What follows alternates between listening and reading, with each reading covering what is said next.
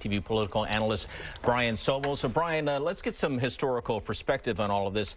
Twitter's been around for, I don't know, less than 10 years or so. It's a fairly new phenomenon. President Obama had Twitter at his disposal, but prior to Twitter, how did presidents try to communicate with the people and bypass the mainstream media and Congress and all of that and go one-on-one? Well, it's a very interesting history, Ken. If you go back in time, you look at Reagan's use of television and radio, Kennedy's use of television gave him probably the presidency because he beat Richard Nixon in the debates, really utilizing his better efforts on television than Richard Nixon had.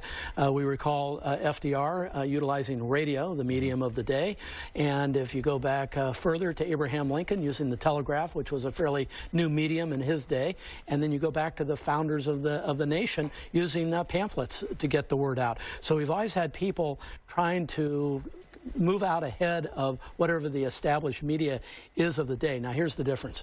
The Twitter accounts and that sort of thing allow for instantaneous response. No contemplation about what's going to be said. It's just hit the button and go, and that's the big difference. And you can't hit unsend. Once it's out, it's out. You cannot unring the bell. Once it's there, it's there. But the context of what we're hearing from this president versus previous presidents. Yes. I mean, I remember when Ronald Reagan was doing a mic check for a radio interview, and he said, "We start bombing the Soviet Union now," or words to that effect. Yeah. He was making a joke. It didn't go over very well because it was caught on tape.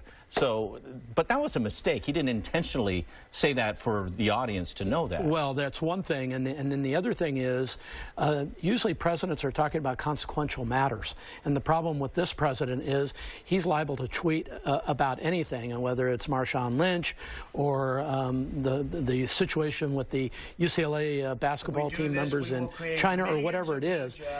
I think a lot to people that you talk with say, how does he have time to be worrying about all these issues when there are so many important international and national issues to be worrying about? And just today, the White House spokeswoman said that his comment about the UCLA players should have been left in jail was rhetorical, that he didn't really mean it. So you have him saying things, people take it literally for his word, and then the White House has to come back and say, well, he didn't really mean what he said. Well, and sometimes he shoots and misses the mark. For example, when he was in China, if he did have involvement with those students being released, his later tweet said, have a good life, you know, be better, or whatever it was.